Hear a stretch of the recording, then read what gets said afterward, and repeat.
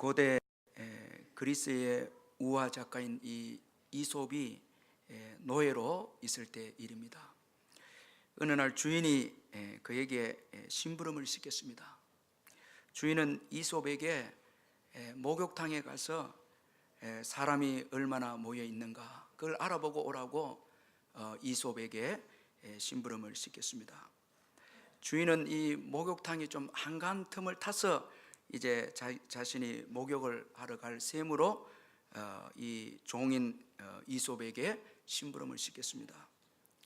이었고 이제 목욕탕을 둘러보고 온 이솝은 주인에게 이렇게 보고를 합니다. 한 사람도 없습니다. 그렇게 보고를 했습니다. 그러자 주인은 서둘러서 목욕탕으로 갔는데 가서 보니까 공중 목욕탕에는 대만원이었습니다. 많은 사람들이 있었습니다. 그래서 주인은 다시 돌아와서 이솝을 불러서 왜 거짓말을 했느냐 그렇게 물으니까 이솝이 이렇게 말합니다.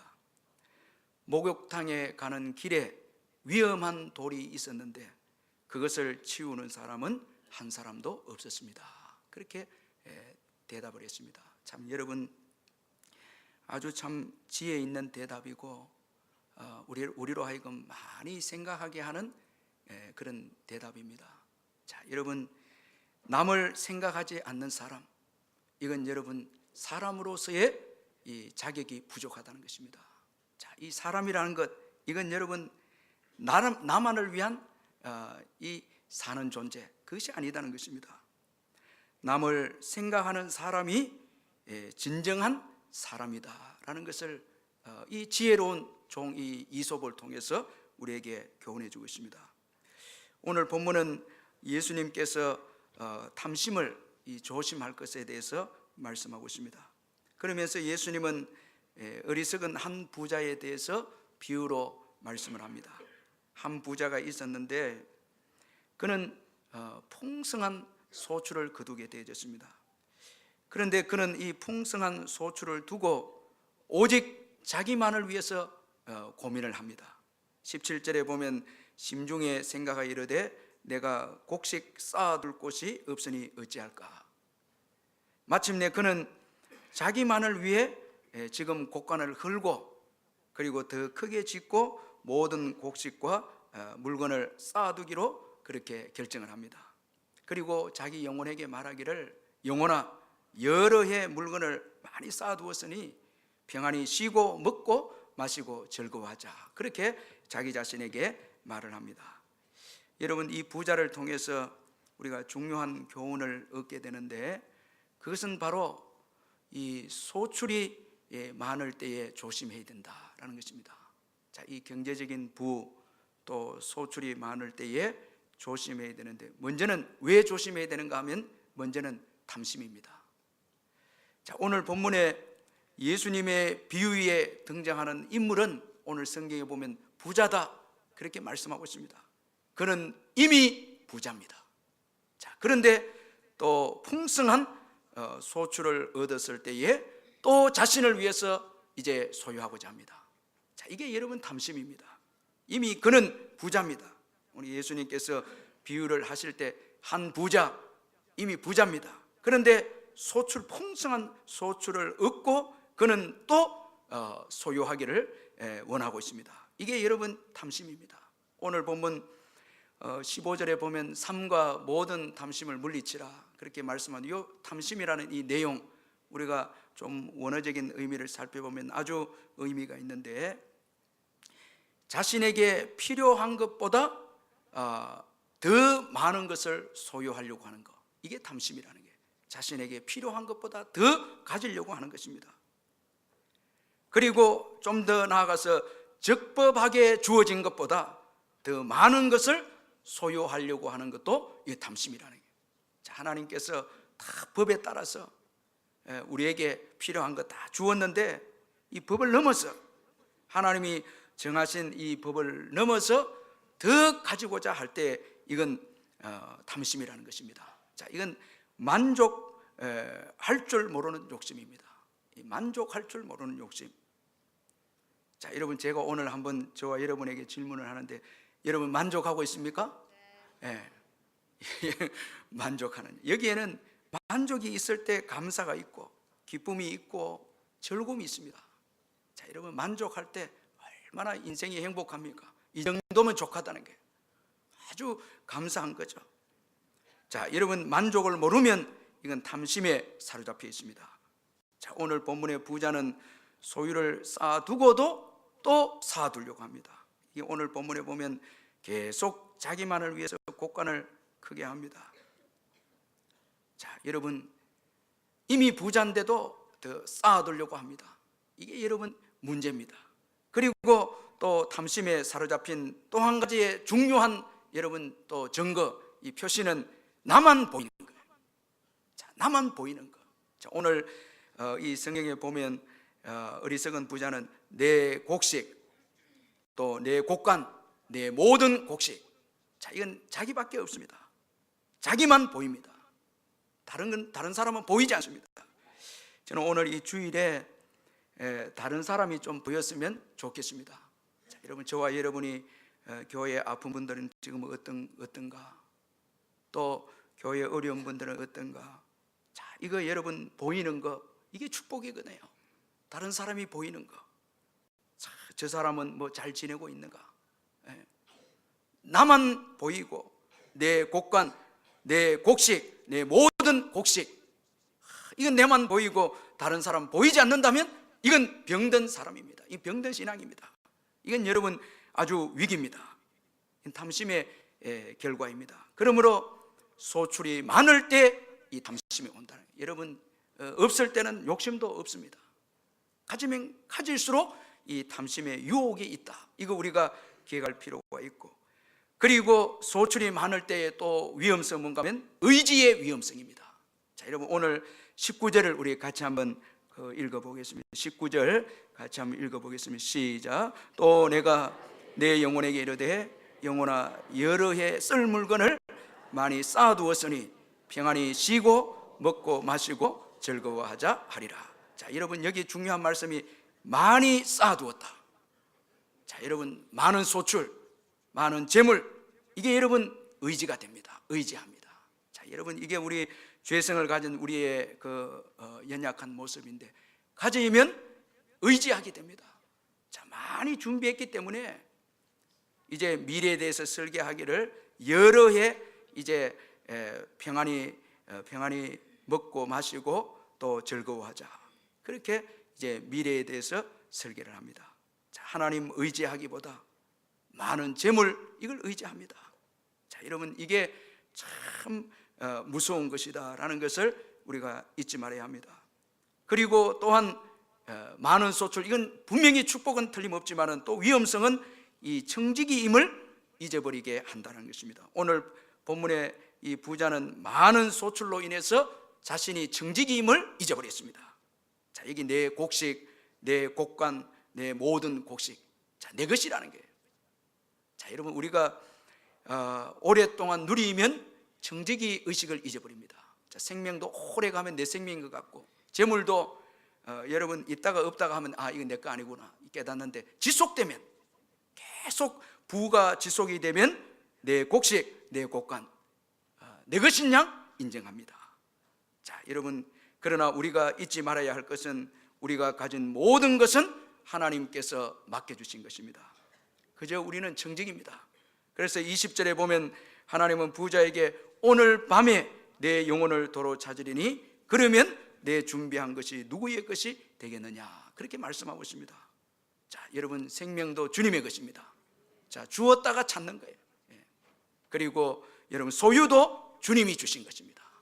자, 이거 우리가 항상 기억하고 여기에 너무 집착하지 말고, 항상 여러분 우리는 청직이다, 이거 잊지 말고 언제든지 주님이 부르시면은 주님 앞에 설 수 있는 믿음을 가져야 된다는 거예요.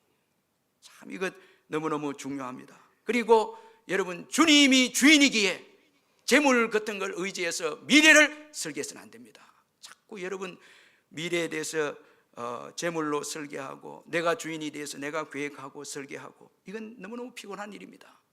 여러분 다 맡기시기를 주의 이름으로 축원합니다. 이거 여러분 주인이 하나님이십니다. 생명과 우리의 소유, 자녀들, 사업장 다 주님이 주인이십니다. 그럼 우리가 주님의 뜻이 무엇인가? 이게 중요하죠. 자, 여러분, 내 마음대로 사용하고 내 뜻대로 계획하고 할 것이 아니라 주님 이거 어떻게 해야 됩니까? 주님의 뜻이 무엇입니까? 항상 주인 대신 주님의 뜻을 찾을 때에 주님의 뜻대로 인생을 우리가 보낼 수 있는 거예요. 사용할 수가 있는 것입니다. 자, 이처럼 이 많은 소출은 위험성이 있습니다. 이거 기억하고 우리가 감사하면서 누려야 하는 것이고요.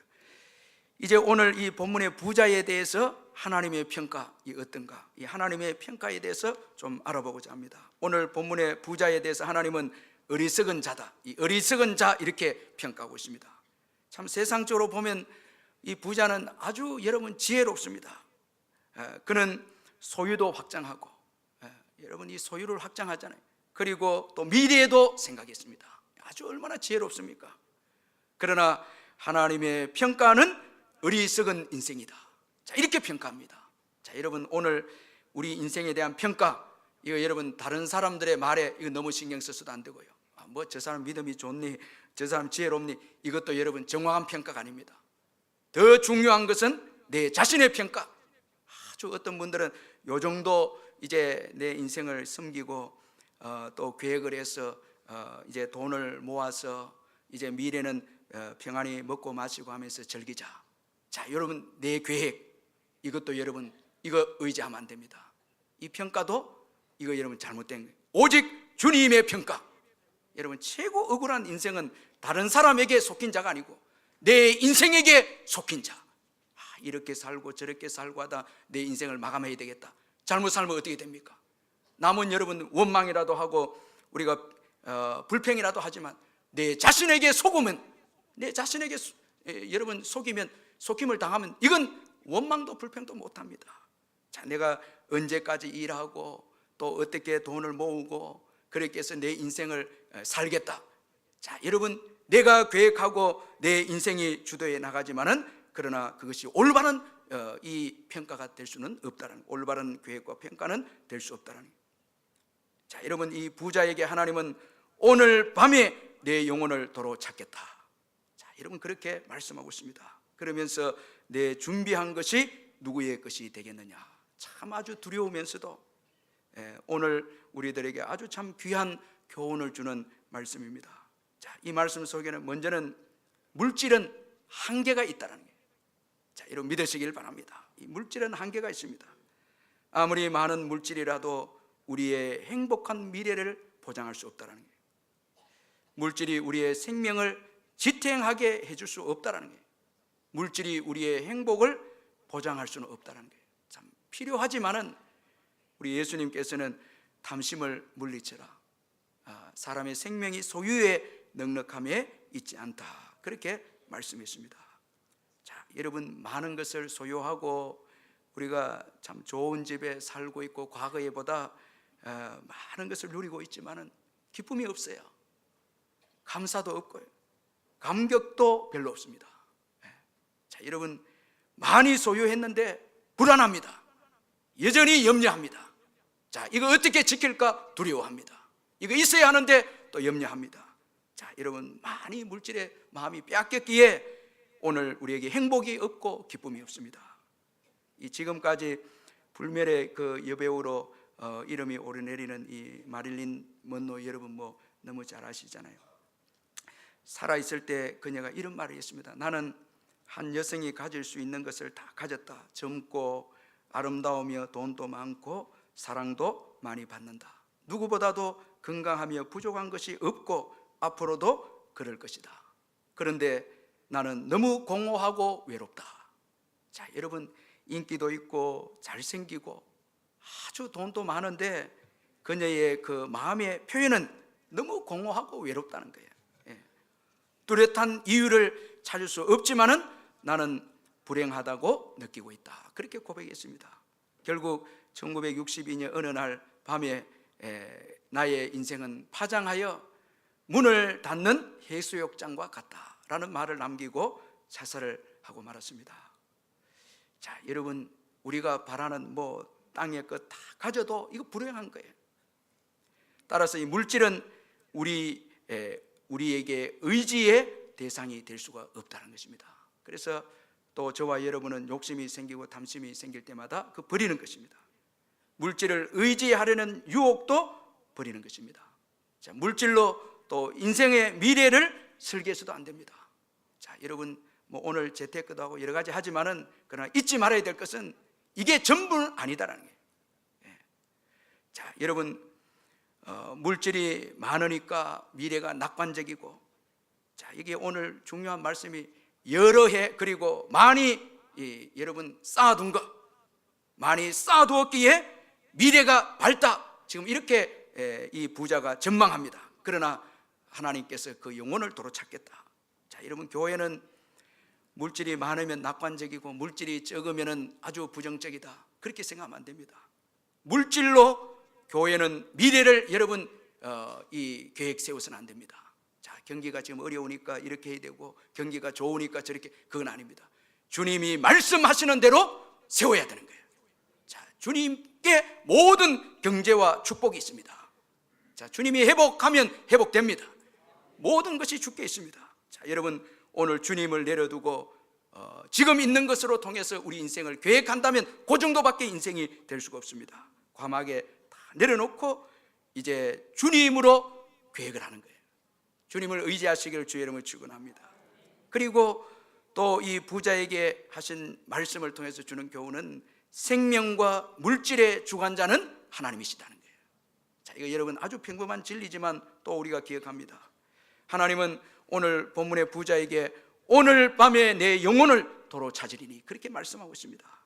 자, 여러분 우리의 영혼, 이건 주님께 있습니다. 자, 이 생명이 죽고 사는 것 주께 달려 있습니다.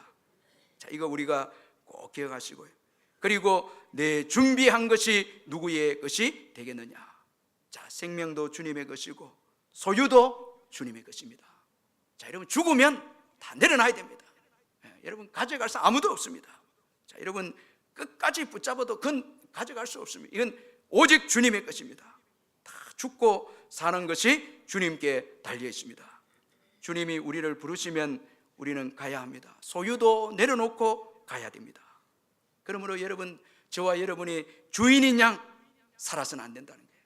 내 것이고 내 생명, 내 자녀, 자꾸 나를 너무 부르면 안 된다는 거예요. 내 곡식, 내 곡간, 이거 여러분 다 내려놔야 됩니다. 다 내려놓는 것입니다. 내려놓으시기를 주의 이름으로 축원합니다. 오직 죽고 사는 것 주님께 달려 있습니다. 이거 잊지 마시고. 제가 요즘 참 감동스럽게 보는 드라마가 있는데요, 죄송합니다. 낭만 닥터 김사부. 제가 참 감동스럽게 보는데 한번 보다가 너무 참 감동스러운 그 말을 듣게 되었는데, 젊은 의사가 최선을 다하다가 환자가 죽었습니다. 참 의사들이 이 환자가 죽으면 왜 의사를 해야 되나 참 포기하고 싶지 않습니까? 고민하고 갈등하고 있을 때에 아주 실력 있는 선배 의사가 충고 겸 위로를 해주는데, 자, 최선을 다하고 죽고 사는 책임은 너가 지는 게 아니다는 거예요. 이거 아주 중요하거든요. 자, 여러분 오늘 내 인생을 내가 책임지겠다, 물질로 통해서 책임지겠다, 이 버려야 됩니다. 죽고 사는 것 주님께 달려 있습니다. 최선을 다하고 그 다음에 맡기는 겁니다. 최선을 다하고 맡겨야죠. 주님이 일하시죠. 내가 다 하려고 하니까 그게 문제인 겁니다. 자꾸 여러분 내가 모아야 되고 내가 준비해야 되고 또 내가 설계해야 되고, 이게 여러분 모든 기쁨과 평안을 다 빼앗아가는 거예요. 주님께서 하시죠. 우리가 최선을 다하되 주님이 나머지는 하십니다. 특별히 죽고 사는 것 주께 달려 있습니다. 아멘. 이거 우리가 잊지 말아야 합니다. 자, 여러분 우리가 열심히 우리가 주인이 돼서 막 살다 갑자기 부르면 이거 어떻게 하랍니까? 여러분 주님의 뜻도 모르고 내가 원하는 대로 은퇴를 해서 자금을 이렇게 모았으니까 이제 은퇴를 해서 평안하게 지내자, 즐겁게 지내자, 그러다가 죽으면 어떻게 됩니까? 이건 큰일 나는 거죠. 자, 주님의 뜻이 무언가, 이 생명을 주신 주님의 뜻이 무언가, 재물을 주시고 내 생명을 주시고 내게 은혜 주신 주님의 뜻이 무엇인가, 이거 깨닫고 주인 되신 주님의 인도하심과 도움을 받고 정직이로 살아야 되죠. 후회 없는 인생이 되는 것입니다. 자, 여러분, 이거 우리가 꼭 잊지 마시고, 올해도 연말이 이제 다가와서 어떻게 살았는가, 참 이거 중요합니다. 그리고 내가 모든 것을 다 하려고 하지 마시고 주님께 맡기시길 바랍니다. 자, 자녀도 맡기고 미래도 맡기고, 자, 좀 내려놓고 다 맡기고, 그리고 내야 할 일만 하는 것입니다. 그리고 주께 모든 것 맡깁니다. 내 은혜가 내게 족하다는 그 책이 있는데, 제가 읽고 참 웃기도 하고 감동을 많이 받았는데, 이 책의 저자가 서울대 출신의 이제 고등학교 교사이다가 은혜 받고 주의 종이 된 임형근 목사님의 그 책인데, 이 책을 보면서 참 이 재미있는 간증을 제가 많이 읽었는데, 그 중에 하나가 이분이 교사를 하면서 신학교에 이제 다녔습니다. 또 구역장을 맡고 있었습니다.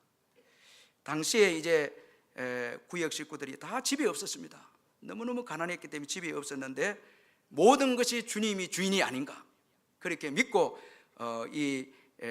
그 임형근 목사님이 구역장 때에 종이를 하나씩 가져오라 해서 지평수를 적고, 그리고 자기가 원하는 집을 설계해서 그리라는 거예요.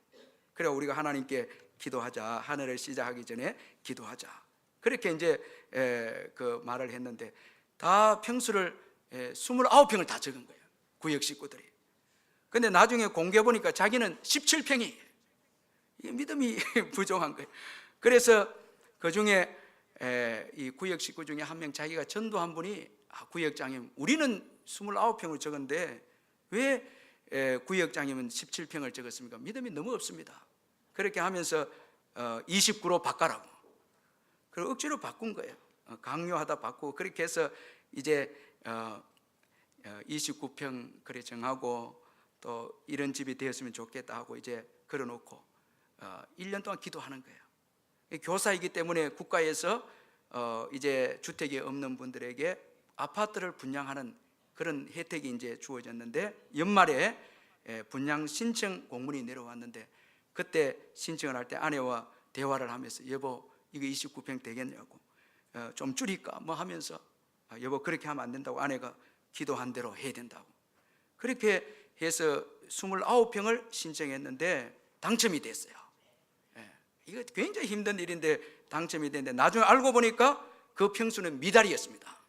왜냐하니까 북향이라서, 남향을 먼저 다 가져가고 북향이라서 사람들이 신청하는데 이 미달인 거예요.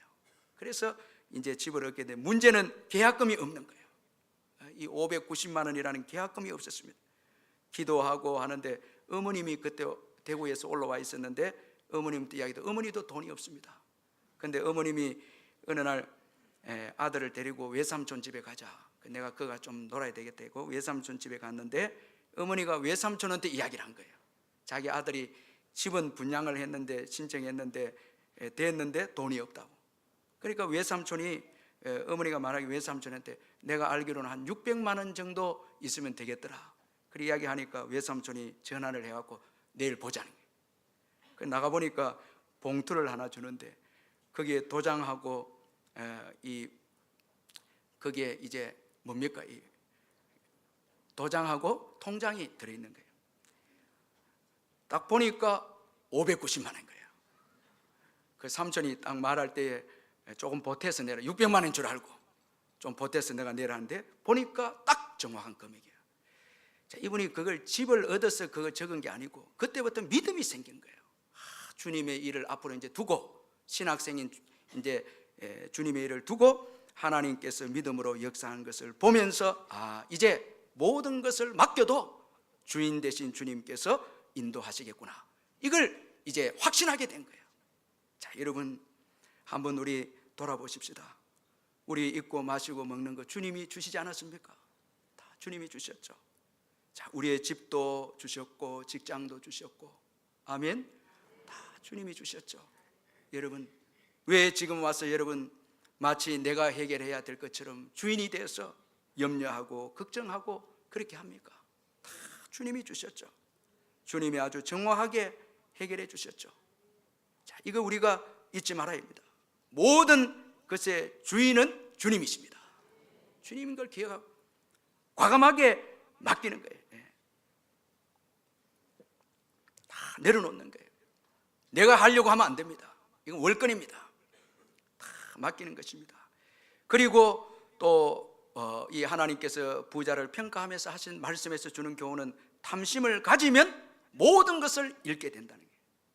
자, 이 어리석은 부자는 재물을 쌓기만 했습니다. 오늘 많이 나오는 단어가 내라는 단어와 쌓다는 겁니다. 내가 많이 나오고 또 재물을 쌓는 것도 오늘 본문에서 많이 나오고 있습니다. 여러분 혹시 나만을 위해서 쌓고 있지는 않습니까? 우리가 그러나 잊지 말아야 될 것은 이 탐심은 무서운 죄악입니다. 자, 탐심이 있는 한 주님을 의지하지 않습니다.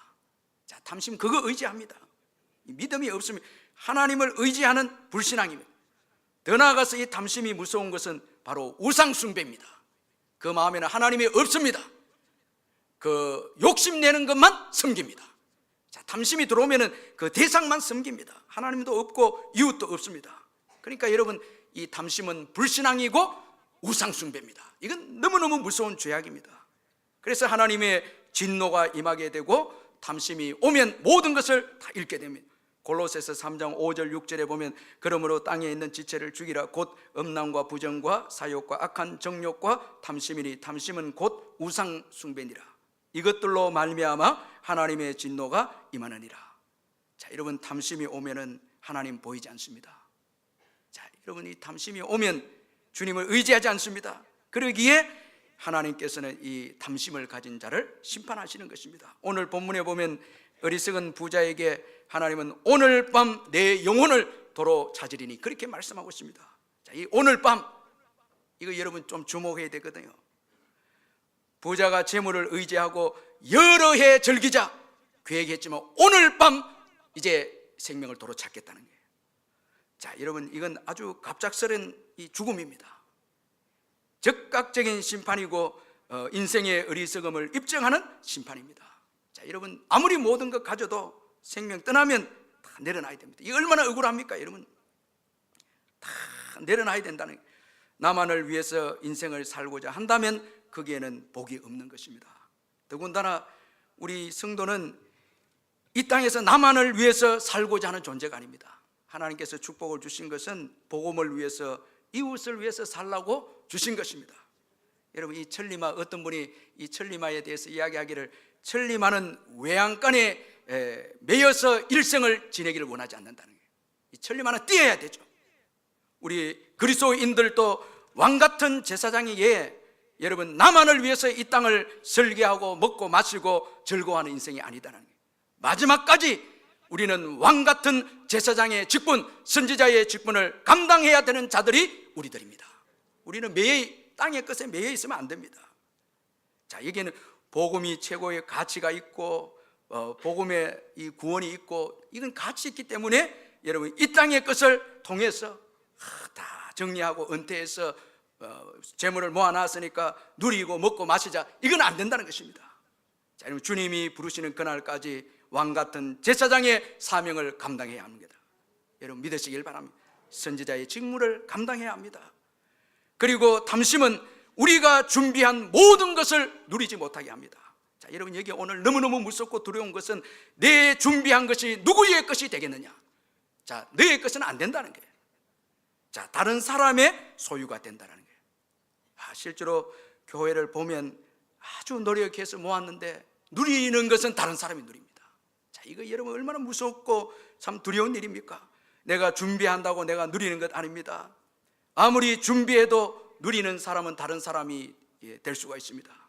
자, 제가 저쪽 우리 노예도 교회 볼 때에 아주 어렵게 교회 짓는 분은 따로 있고 또 들어가서 예배 드리는 분은 또 따로 있더라고요. 이걸 보면서 이게 내가 원한다고 되는 게 아니고 내가 집착한다고 내 것이 되는 게 아니구나. 이거 참 깨닫고 아주 두려웠습니다. 여러분 다윗이 우리아의 아내 바세바를 범했을 때에 주님께서 아주 참 이 마음 아픈 경고의 말씀을 하셨습니다. 거기 보면 내 주인의 집을 내게 주고 이 사울의 집을 다윗에게 주었습니다. 빼앗았어. 그리고 내 주인의 아들들도 내 품에 두고 이스라엘과 유다 족속을 내게 맡겼느니라. 자, 여러분 다 빼앗아서 다윗에게 다 주었습니다.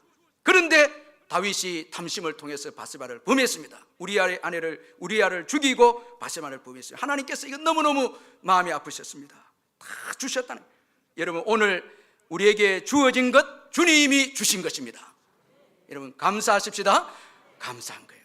아주 감사해야 됩니다. 모든 것이 주님이 주신 것입니다. 자, 여러분, 이거 부족하다니 해서 여러분 더 탐심을 가지고 그렇게 해서도 안 되고 나만을 위해서도 이거 살아서도 안 됩니다.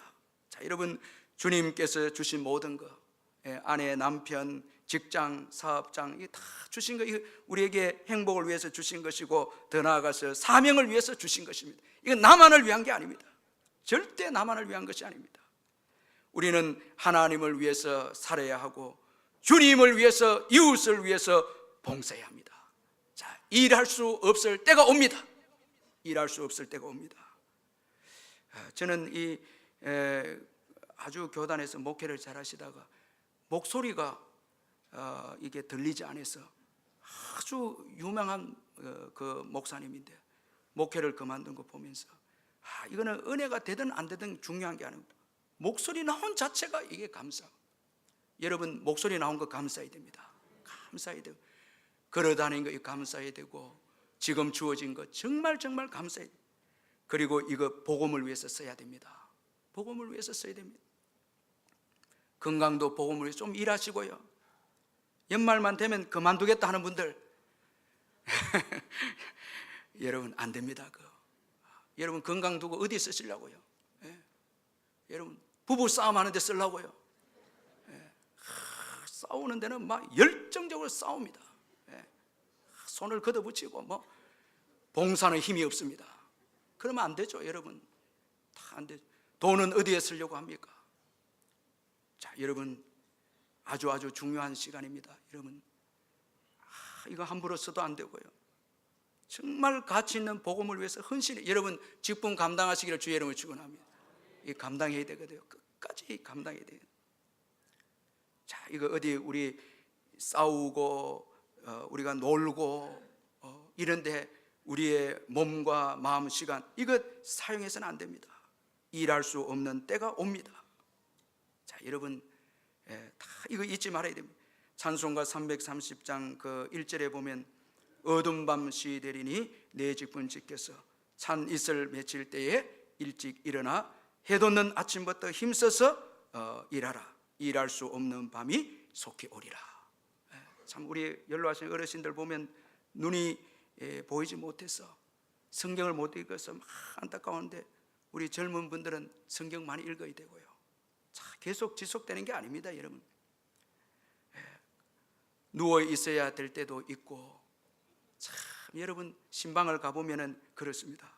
영혼이 걸어다니는 것 같고 영혼이 여러분 가지고 있는 것 같고 눈이 영혼이 밝은 것 같아도 다 시간이 지나면 없어집니다. 봉사해야 되는 거예요. 여러분, 하나님께 부요하시기를 주의 이름으로 축원합니다. 새해도 열심히 충성하겠다. 오직 충성입니다. 아멘. 충성하겠다. 자, 올해도 충성하겠다. 얼마나 주님이 기뻐하시겠습니까? 교회를 위해서 내가 지사 충성하겠다. 충성, 이걸 귀하게 보시는 거예요. 자꾸 여러분 돈 가지고 미래를 계획하면서 놀겠다, 이건 아닙니다. 여러분, 그건 낭패납니다. 자, 여러분, 복음을 위해서 계속해서 일하는 거예요. 이웃을 위해서 일하는 거예요. 참 중요합니다. 저는 이 이웃을 위한 섬김을 이제 설교할 때마다 이 예화를 꼭 드는데, 인도의 성자 선다싱의 일화인데 잘 알지만 여러분 한번 들어보시기 바랍니다. 어느 날 그가 히말라야 산맥을 넘어서 네팔 전도를 나섰을 때 한 친구와 함께 가게 되었습니다. 가는 도중에 추위에 떨고 있는 행인을 만나게 되었습니다.